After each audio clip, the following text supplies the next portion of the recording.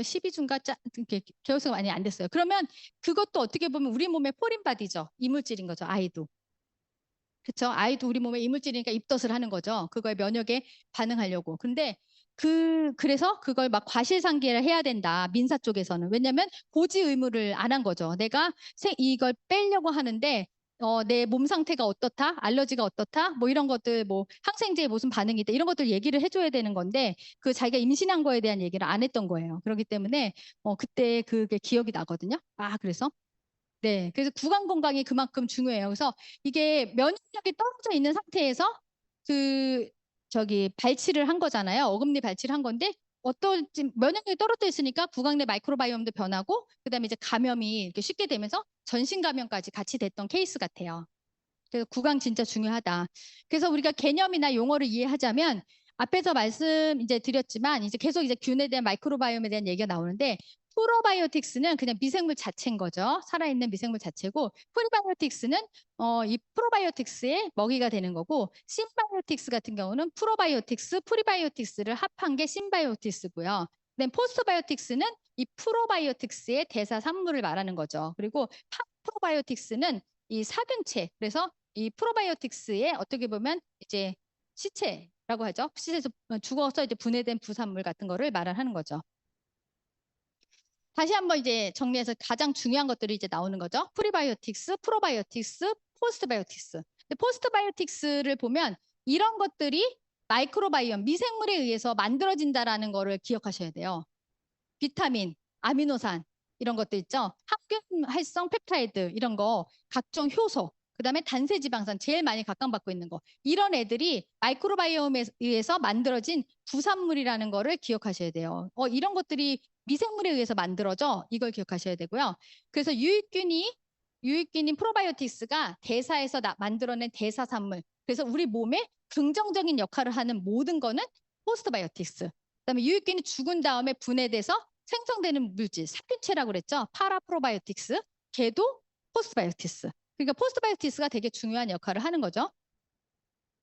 그래서 우리가 장내 이런 환경이 중요하고 건강의 핵심 비결이 균형 잡힌 마이크로바이옴이랑 포스트바이오틱스가 이게 건강의 핵심이라는 거 앞에서 말씀드렸던 거죠.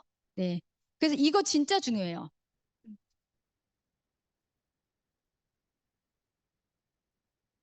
이 사진은 진짜 이 파일이 정말 제일 중요한 것 같아요. 우리가 소화기계에서 왜 이런 일들을 하냐면 결국은 우리가 먹는 음식들은 다 고분자 화합물이에요. 이 고분자 화합물이기 때문에 얘네들을 쪼개고 계속 쪼개서 이 혈액 안으로, 몸 안으로 집어넣어줘야 되는 거거든요. 얘네들은 다 몸 바뀌죠. 몸 바뀌고 걔네들이 점막을 통해서 모세혈관이나 림프나 이런 것들을 통해서 흡수돼 가지고 여기로 이 몸 안으로 집어넣어 주는 거거든요. 그래서 이 음식들을 이제 미생물에 의해서 쪼개지는 거, 그 마이크로바이옴이라고 그러고요. 그거의 대사산물이 포스바이오틱스죠. 그래서 미생물과 대사체인 거죠. 그래서 걔네들이 만들어낸 여러 가지 유익한 물질들 같은 게 점막을 통해서 흡수돼 가지고 전체적인 우리 몸에 장기나 혈액으로 보내져 가지고 우리가 이제 건강하게 이런 생명 활동을 하는 거거든요. 그럼 점막이 건강해야 되겠죠. 근데 점막이 진짜 건강해야 되는데 이 점막이 이꼴 단백질이라고 아까 말씀드렸고 이 점막을 모든 영양소나 모든 거를 공급하는 공급원이 체액과 혈액이라는 거죠. 모세혈관을 통해서. 그러니까 이 점막 건강에 가장 중요한 영양소라든지 그런 것 체액이라든지 혈액이라든지 이런 게 건강해야지 사실은 우리 몸이 건강하다라는 거예요. 그래서 이 사진이 정말 오늘의 강의를 다 요약해 놓은 것 같아요. 그걸 조금 더 쉽게 얘기하자면 이렇게 점막에서 모세혈관이나 림프관을 통해서 흡수가 된다라는 걸 보여주는 거죠. 그래서 이 마이크로바이옴은 다양한 장기랑 조직에 연결이 돼 있어요. 지방 조직, 간이나 심장, 신장, 뼈, 피부, 뇌. 전반적으로 이 마이크로바이옴이 이 장이 전반적으로 다 모든 곳에 연결이 되어 있다라는 거를 이제 보여주고 있는 거고요. 실질적으로 진짜 질환과도 연결이 되는 거죠. 그래서 뇌 같은 경우는 이제 파킨슨병을 이제 제가 말씀을 드리자면 파킨슨병이나 이런 알츠하이머나 이런 질병을 진단하는 기준에 변비가 있어요, 변비. 특히 파킨슨 같은 경우는 이제 파킨슨이 초기에는 검진이 잘 안 돼요. 왜냐하면 다른 것들은 CT나 MRI 같은 걸 찍으면 나오잖아요. 근데 파킨슨은 안 나와요. 이제 알츠하이머 같은 경우는 뭐 위가 뇌가 위축이 일어난다, 뭐 손의 위축증 같은 경우도 이러잖아요. 근데 파킨슨은 그런 게 아니니까 철저하게 의사의 문진과 시진을 통해서 보거든요. 아주 초기에 이렇게 뭐 특정 이제 뭐 질질 스레바를 끈다던가 뭐 몇 가지 그런 행동을 보면서 아는데 진짜 더 초기에는 모른단 말이에요. 그래서 우리가 파킨슨 환자들을 이제 의사들이 처음에 봤을 때는 이런 문진이나 시진을 통해서 했을 때 그때 물어보는 게 그 진단 기준의 하나가 변비인 거예요. 그러니까 이게 장이 얼마만큼 뇌에 그런 신경 전달 물질이랑 연결이 되는지가 되게 중요한 거죠. 왜냐하면은 파킨슨 같은 경우는 도파민 저항성 때문에 생기는 거잖아요. 그렇기 때문에 인슐린 저항성은 당뇨죠.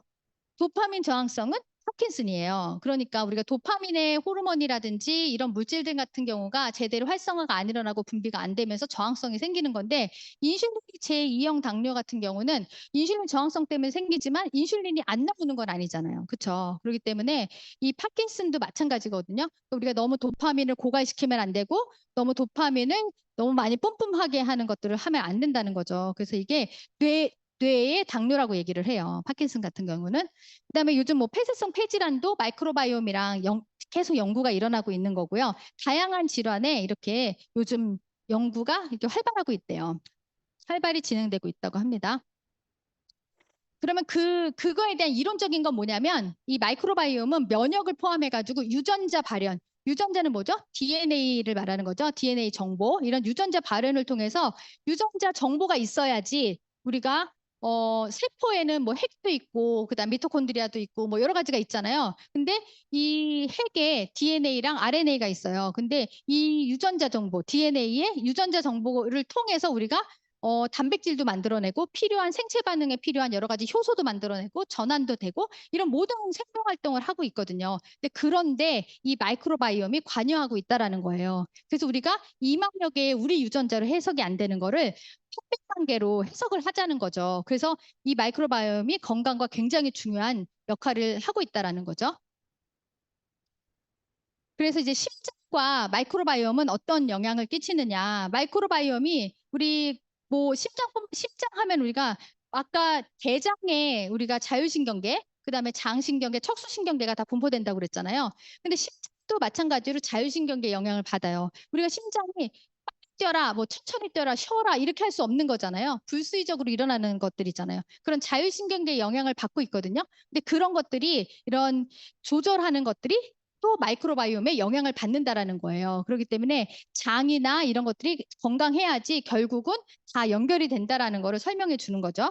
그리고 이제 대사증후군도 많이 있잖아요. 우리가 혈액이 깨끗하지 않으면 결국은 심혈관 질환이 다 오는 거잖아요. 그래서 압이 높아도 우리가 혈압약을 먹지만 그러니까 혈관의 저항인 거잖아요. 일단 혈액의 질을 개선한 다음에 혈압을 우리가 체크를 해볼 필요가 있는 거예요. 무조건 혈압약을 먹고 안 먹고보다도. 근데 이제 그런 혈액의 질을 갖다가 봤을 때 그게 나빠서 생기는 것들이 결국은 당뇨나 콜레스테롤이나 고혈압이나 비만 같은 대사증후군인 거죠. 근데 그런 것들이 이제 프로바이오틱스를 통해 가지고 긍정적으로 영향을 끼친다는 그런 것들이에 대한 내용인 거고요. 그다음에 뇌 같은 경우는 아까 제가 말씀드렸듯이 장내 미생물, 대장에 있는 여러 가지 신경계가 우리가 장신경계가 어디로 연결되냐면 우리가 그 교감신경계랑 부교감신경이 있어요. 근데 교감신경 같은 경우는 계속 항진을 시키게 되면 심장이 빨리 뛰고 막 이렇게 근육이 수축하고 막 이런 역할을 하지만 또 부교감신경은 소화기계에 많이 분포되어 있는 신경이거든요. 근데 부교감신경의 대표적인 게 미주신경이에요. 우리가 미주신경 실조증 막 이런 거 우리 그 아프신 분들 있으셨잖아요. 그런 것들이 이제 부교감신경의 안정성이 깨져가지고 생기는 거거든요. 근데 이 장은 소화기계잖아요. 소화기계는 부교감신경의 영향을 되게 많이 받아요. 그래서 그러니까 소화기 안정된다라는 게 기능을 잘하고 소화를 잘 시키려면 부교감신경이 활성화돼야 되는 거죠. 그런데 그게 이제 미주신경이랑 다 연결이 되는데 그 미주신경이 다시 중추신경이랑 다 연결이 된다라는 거예요. 좀 이거 하나는 몰라도 우리가 신경계도 다 연결이 된다. 이렇게만 이해를 하시면 좋을 것 같아요. 그래서 그 연결이 되기 때문에 이 스트레스를 받게 되면 자율신경계의 항상성이 깨지겠죠. 왜냐하면 교감신경계랑 부교감신경은 한 6대 4 정도로 이 항상성이 유지가 돼야 돼요. 왜냐하면 깨어있을 때 교감신경이 올라가서 생각도 하고 저처럼 이렇게 강의도 하고 이렇게 에너지를 쏟고 밤에는 자야 되고 이런 것들이 교감신경이나 부교감신경이 한 6대 4 정도로 항상성이 있어 이게 맞춰져야 되는데 스트레스를 계속 받게 되면 그런 항상성이 깨지죠. 그렇기 때문에 항상성이 깨지면서 부교감 신경도 같이 무너지게 되는 거거든요. 그러면 그런 것들이 다 장 건강에도 안 좋게 되고 다시 또 뇌 건강에 안 좋게 된다라는 이 맥락을 보여주고 있는 거예요. 그래서 그 영향이 이런 우울이라든지 자폐, 그다음에 여러 가지 자율신경계의 문제, 그다음에 이제 장 쪽에서는 이제 장 누수 증후군이라든지 뭐 크론병이라든지 이런 것들이 발생하는 거죠. 이것도 같은 거예요. 그래서 우리가 뇌에서 이제 뭐 우울증이나 이럴 때 세로토닌 처방도 받고 막 이러잖아요. 근데 실질적으로 세로토닌 같은 경우는 뇌에서는 5% 정도만 분비가 되고 장에서 거의 95% 이상이 분비가 된다고 하니까 세로토닌을 또 분비시키는 물질들 그런 것들 마이크로바이옴에 의해서 좌우된다는 거예요. 그 굉장히 중요한 거죠. 그래서 뇌의 건강이 꼭 장의 건강이 뇌의 건강인 거죠. 그래서 이렇게 마이크로바이옴이 진짜 건강한 사람들의 그 대변을 이식하는 거에 대한 게 나와요. 그래서 지금은 합법적으로는요, 장내 세균 감염증만 이 분변 이식을 허가하고 있대요. 그러니까 한정적으로 허가를 하는 거죠. 인정을 해주는 거죠. 근데 지금 이 대변 이식에 대한 것들을 굉장히 많이 연구를 하고 있는 거죠. 그래서 대변이 어떻게 여러 기관이나 이런 데 영향을 미치냐. 이거 뇌의 입장에서 보면 제가 아까 말씀드렸듯이 미주신경에 영향을 미치면서 그거 이제 신호를 전달받으면서 다양한 화학물질이 분비되면서 전체적으로 영향을 미친다라는 그런 내용인 거고요.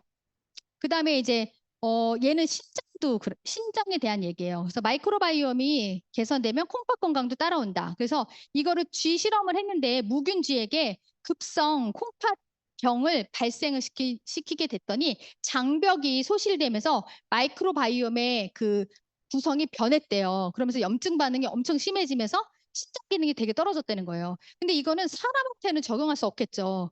내가 내가 만약에 신장병이 됐는데 내 걸 누가 이식받고 시켰어요. 절대 안 되잖아요. 그러니까 사람한테는 제한적이지만 쥐를 통해서 예측할 수 있다라는 거죠. 그래서 이게 신장에도 영향을 미치고 있다. 마이크로바이옴이 구성이 변한다. 이런 얘기인 거고요. 그다음에 이 면역을 담당하는 거는 뭐 앞에서 말씀드린 거죠. 그래서 이 장면역이 굉장히 중요하다. 전체적으로 음식물을 먹어가지고 이 면역 세포가 장에서 활성화가 일어나면 전신에 영향을 미친다라는 거죠. 그다음에 이 마이크로바이옴의 그래서 이 다양성이 굉장히 중요한 거죠. 왜냐하면 마이크로바이옴의 다양성이 많아야지 내가 포스트바이오틱스도 많이 만들고 내 건강의 기능상 유익한 그런 기능을 더 많이 수행할 수 있잖아요. 그렇기 때문에 마이크로바이옴의 다양성이 되게 중요한데 이게 감소가 되면 다양한 질환을 이제 노출되는 거죠. 자가면역 질환이라든지 여러 가지 암이라든지 자폐 스펙트럼이라든지 이런 게 생긴다라는 거죠. 그래서 이 마이크로바이옴의 다양성은 정말 중요하다. 그래서 장내 미생물의 불균형이 오면 이렇게 다양한 것들이 안 좋아진다는 거예요. LPS 같은 경우는 어떤 거냐면 우리가 프리길리스라는 그런 유해균이 있거든요. 우리 보통 마이크로바이옴 검사하면 한 30% 정도 나오는 그런 균이에요. 유해균. 근데 얘가 건강이 안 좋아지거나 근데 이게 몸 안으로 들어오면 안 되잖아요. 이 균이. 근데 그 후리길리스가 이제 이 LPS라는 그런 염증성 물질을 뿜어내는 거예요. 근데 우리가 컨디션이 안 좋아졌을 때 어디로 들어가요? 여기로 싹 들어가는 거죠. 혈액으로. 그래서 온몸에 염증을 일으키는 거죠. 그래서 평상시에는 아무 증상이 없어요. 근데 우리가 건강이 이제 떨어지거나 장벽이 쫀쫀하면 안 들어오겠죠. 근데 그게 무너지게 되면 이 유해균이 뿜어내는 이런 독소들이라든지 염증성 물질들이 들어와가지고 전신 감염이나 염증이 발생하는 거죠. 그래서 장내 미생물의 균형은 굉장히 중요하다. 그러면 이 장내 미생물의 다양성을 감소시키는 요인이 항생제도 굉장히 남용하죠. 보약처럼. 그다음에 설탕, 이게 과당도 장내 마이크로바이옴의 활동성을 굉장히 떨어뜨린대요. GMO 식품이라든지 글루텐. 스트레스가 제일인 것 같아요. 제가 보기에는. 스트레스가 굉장히 마이크로바이옴에 그런 걸 떨어뜨린 시간. 10분 남았어요? 아, 그래요? 네, 그러면, 네, 일단은 그러면 2부는 안 할래요. 그래서 잠깐만. 빨리 가야죠. 네, 그래서 잠깐만요. 음. 네, 잠깐만요. 예, 그래서 마이크로바이옴이 이렇게 중요한 것만 얘기할게요. 그래서 마이크로바이옴이 실질적으로 보면 요즘 보면 비알코올성 지방간 되게 많이 증가된대요. 근데 이런 것들도 사실은 장내 마이크로바이옴이라든지 다양성 같은 것들이 많이 떨어져가지고 생긴다고 하는 거예요. 그래서 실질적으로 그런 환자들을 갖다 검사해 봤더니 이렇게 마이크로바이옴의 다양성이 떨어진 거고, 그 다음에 이게 정상 체중일 때는 유해균이랑 유익균의 지금 이 분포도가 잠깐만요. 네. 네. 이렇게 되는데 이제 비만한 경우는 이렇게 차이가 있다라는 거죠. 그래서 정말로 이렇게 마이크로바이옴의 구성이 진짜 중요하다. 그래서 이거 포스트바이오틱스는 의 대표적인 게 이제 단세지방산인 거고요. 단세지방산의 가장 큰 중요한 역할 같은 경우는 점막을 쫀쫀하게 하는 거. 그게 가장 장세포를 갖다가 쫀쫀하게 하는 게 되게 중요하기 때문에 그 역할을 한다라는 거죠. 그다음 포스트바이오틱스에 아까 제가 이런 물질들 얘기를 했고요. 그런 게 지금 이렇게 다양하게 네, 앞으로 이런 유기적인 건강을 이룰 때 되게 중요한 역할을 한다라는 거죠. 그래서 마이크로바이옴이 진짜 건강에 중대한 역할을 한다. 근데 거기에 선도적으로 우리 아메이가 진짜 개인 맞춤형으로 이 검사를 하는 거를 갖다가 지금 시작을 한 거죠. 2022년부터요. 그래서 네, 그래서 우리의 유전자는 바꿀 수 없지만 우리 마이크로바이옴의 유전자는 바꿀 수 있다 이런 거죠. 그래서 1세대 이제 우리 이 마이크로바이옴의 검사를 보면은요. 1세대 같은 경우는 미생물 자체를 검사하는 거거든요. 그래서 이건 한 10만 원대에서 다른 데서 이제 검사를 하는 거고 2세대 같은 경우는 개사체를 보는 거예요.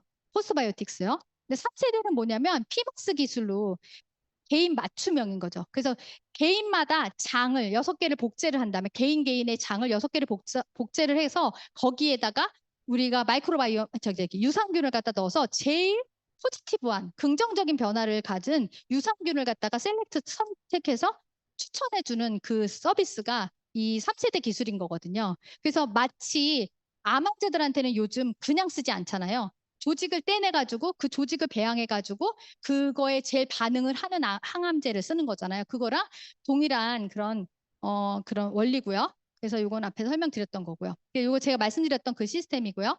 그래서 저희 마이크로바이옴의 레포트를 받아보시면 저런 여러 가지 포스트바이오틱스나 마이크로바이옴이나 이런 것들의 다양성이나 균형에 대한 그런 결과도 볼 수 있을 수 있고요. 장내 유익균, 유해균, 그다음에 건강 관련 지표의 장내 미생물이나 맞춤 식습관이나 이런 생활 습관에 대한 솔루션을 제공해주고 있습니다. 그래서 마이크로바이옴을 저희가 이제 대변을 이제 보내서 아메이에서 이제 마이랩 그걸 통해서 이제 검사를 보내면요, 이 보통 그 81.4% 정도가 마이크로바이옴의 다양성이 개선된대요. 그러니까 어마어마하게 이게 효과가 좋다라는 거죠.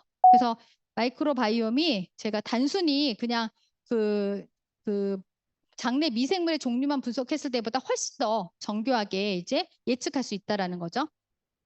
그리고 중요한 건 앞에서 다 설명드렸던 거고요. 그다음에 유해균도 분석을 해주거든요. 유해균은 제가 아까 말씀드렸듯이 박테로이데스 후리길리스 얘는 제가 우리 많이 나오더라고요. 30% 정도 나오더라고요. 그래서 그 검사 보내신 분들한테 저게 나오는데 평상시엔 괜찮다가 나중에 컨디션 떨어졌을 때 저게 이제 발현된다라는 거죠. 그다음에 이렇게 그 맞춤 식습관이라든지 이런 솔루션도 제공을 해줘요. 그래서 저포드맵 식품을 추천하는 경우도 있죠. 왜냐하면 소화가 잘 안 되고 가스로 유발하는 식품은 줄이고 뭐 이런 것들을 추천드리고 있거든요. 그래서 그리고 키즈는 이제 3세부터 만 3세부터 저희가 검사를 할 수 있는데 그때 이제 여러 가지 그 성장 관련 장내 미생물도 추가가 되었고요. 공통적으로는 피부 관련 미생물, 그다음에 스트레스 관련 미생물 같은 경우도 추가돼서 지금 보이고 있어요. 그래서 개인 맞춤 유산균, 맞춤 영양제가 진짜 중요하다. 이런 것들을 말씀을 드리고 싶어요. 그래서 그 검사를 저희가 보내게 되면 이렇게 6가지 솔루션을 이 중에서 하나를 이제 추천해가지고 받고 있거든요. 저는 6번을 이렇게 추천받았어요. 이분은 크론 환자거든요. 크론 환자인데 처음에 이렇게 마이크로바이옴의 다양성이나 그다음에 포스트바이오틱스의 균형 같은 경우도 너무 적고 유익균 같은 경우는 거의 없죠. 근데 우리가 크로닉 환자들은 소장 절제술을 많이 하거든요. 대장도 그렇지만 증상에 따라 달라요.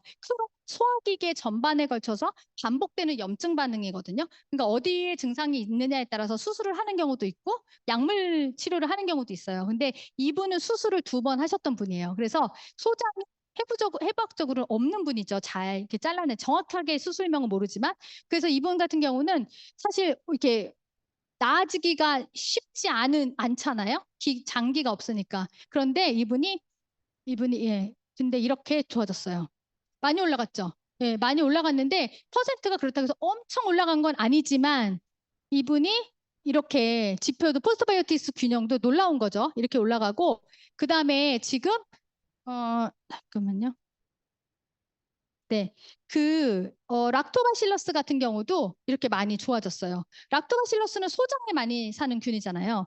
근데 소장 절제술을 하신 분이 이렇게 락토바실러스가 많이 올라갔다라는 거는 굉장히 중요한 의미가 있는 거죠. 그래서 이렇게 지금 추적해가지고 이렇게 저희가 케어를 할 수 있어요. 그래서 이분이 보면은요, 이분이 변이 되게 묽고 매우 묽고 이거 반복하셨대요. 근데 그거는 안 변했대요. 안 변했는데 뭐냐면 횟수가 아래쪽을 보시면 이게 일주일에 15회 이상이거든요. 일주일에 15회 이상인데 이분은 하루에 10회가 넘어간 거예요. 10번을 화장실을 가는 거죠. 근데 이분이 2, 3회로 줄은 거예요. 2, 3회로 줄었는데 그래도 일주일이면 저기 15회가 넘잖아요. 그래서 이렇게 15회로 체크를 한 거예요. 근데 보세요. 만족도는 매우 만족으로 해놨잖아요. 매우 만족. 본인이 10번씩 화장실을 가다가 두세 번 정도로 줄게 되니까 만족도가 엄청나겠죠. 그러니까 이렇게 마이크로바이옴이 대단하다. 제가 긴 시간 엄청 장황하게 설명했잖아요. 그거를 눈으로 보여주는 거죠. 사실은. 만족도가 되게 높다. 이렇게 보여주는 거고요. 그 다음에 설사 관련 미생물 지표도 되게 많이 좋아진 거죠. 오른쪽으로 갈수록. 그러니까 본인은 양상이 변하지는 않았지만 마이크로바이옴이 변한 거죠. 그렇죠. 1번 유산균을 드셨던 분이거든요. 이분이. 그다음 복부 불편감에 대한 것도 굉장히 많이 좋아지셨죠. 그래서 이거 보고 엄청 감탄했거든요. 마이크로바이옴이 변하구나. 진짜 다양성도 변하고 미생물 균주도 변하는구나. 아 진짜네. 이런 거 눈으로 보이잖아요. 근데 안 믿으시더라고요. 어른들은. 근데 이렇게 진짜 정말 결과가 놀라웠던 거고요. 그다음에 이분 같은 경우는 좀 마른 체형이에요. 잘 흡수 잘 안 되고 그랬는데 이분도 지금 마이크로바이옴의 다양성이 되게 높게 많이 확장이 일어난 거고 개선이 많이 된 거를 보여주고 있어요. 그리고 마이크로바이옴의 다양성이 이렇게 좋아지고요. 그다음에 잠깐만요. 그다음에 이제 비피도박테리움 있죠. 비피도박테리움은 대장에서 많이 사는 균인데 대표균이죠. 근데 이것도 쉽게 좋아지기 쉽지 않거든요. 근데 이것도 굉장히 많이 올라가 있는 상태고요. 그다음에 면역과 관련된 것도 굉장히 좋아지셨어요. 그다음 이건 제 거예요. 제 거는 그냥 블럭 처리 안 하고 다 오픈하는 건데. 저는 이게 채소를 엄청 안 좋아해요. 채소를 엄청 안 좋아해가지고 포스바이오틱스가 진짜 안 좋더라고요. 그래서 이렇게 나왔는데 제가 이렇게 좋아졌어요. 네. 장해독 했어요. 장해독.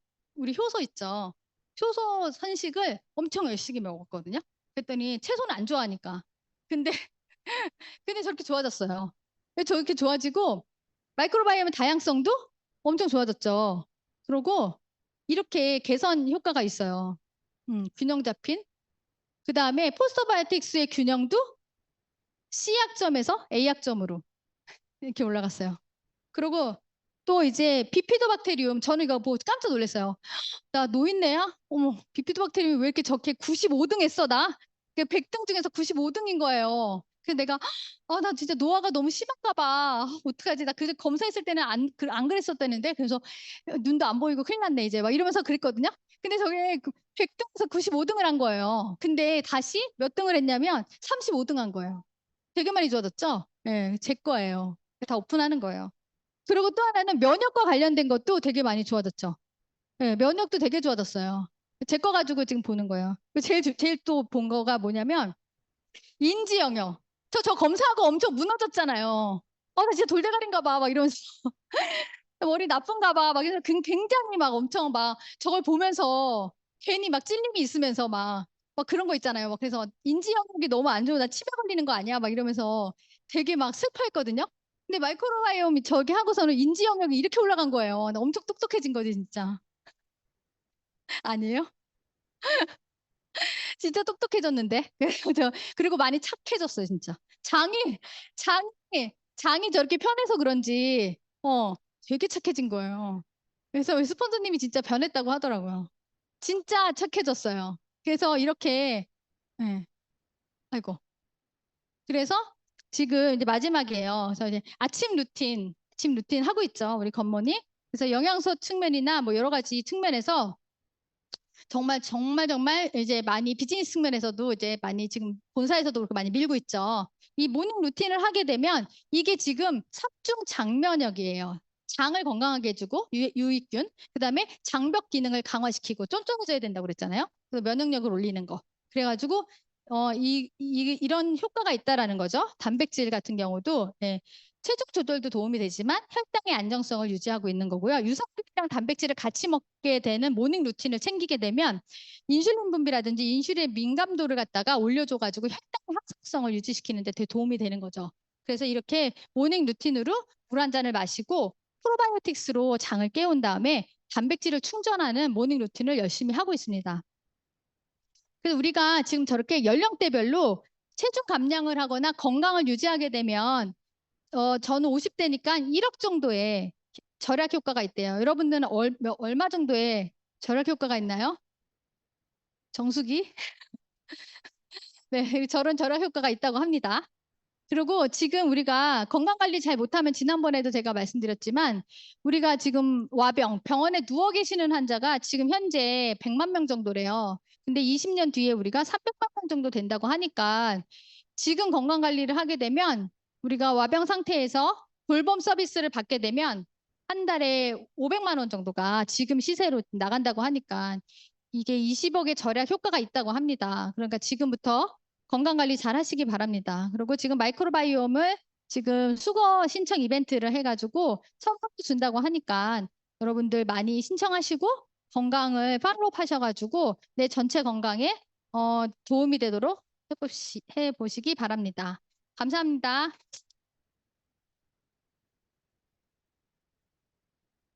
네, 늦은 시간까지 강의하시느라 공부하시느라 너무 애쓰셨습니다. 저도 들으면서 이 사람 저 사람 생각이 되게 많이 나더라고요. 그리고 저도 마이크로바이옴 검사를 2차 검사를 지금 최적인 상태에서 하고 싶어가지고 자꾸 미루고 있는데 저도 인지 건강이 되게 낮게 나왔어요. 그래가지고 아 진짜 치매 오는 건가 했는데 진짜 희망적이네요. 얼른 해봐야 되겠습니다. 네, 늦은 시간까지 너무 애쓰셨고요. 네, 조심히 돌아가세요. 감사합니다.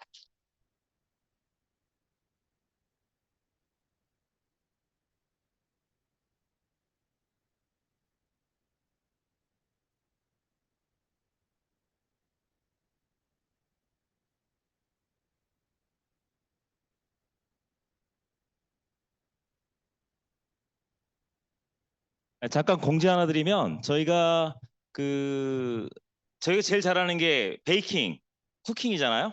저희가 몇 년 동안 저희 빵을 굽고 케이크를 구워서 장애 단체에 함께하는 시간들을 저희가 보냈었는데 코로나 때 중단되었던 것을 이제 다시 시작하기로 했습니다. 그래서 한 달에 한 번씩 저희가 빵을 여러분들이 집에서 굽는 빵을 갖고 오시면 이걸 내일 이제 아침에 발달 장애인들과 함께 나누는 걸 저희가 할 거고요. 그리고 이제 3개월에 한 번씩은 그 친구들과 함께 그분들과 함께 베이킹을 이렇게 한 10명 단위로 해서 3개월에 한 번씩 하기 때문에 여기 계신 분들 중에서 마음이 원하시는 분들 3개월에 한 번이니까 어떤 분은 1년에 한 번씩 올 수 있고 또 매달 가고 싶으신 분들은 3개월에 한 번씩 다 가실 수 있으니까 기대하는 마음으로 우리가 할 수 있는 것으로 나누는 그런 것들을 여러분 모두가 동참해 주셨으면 좋겠습니다. 예, 조심히 들어가세요. 감사합니다. 네.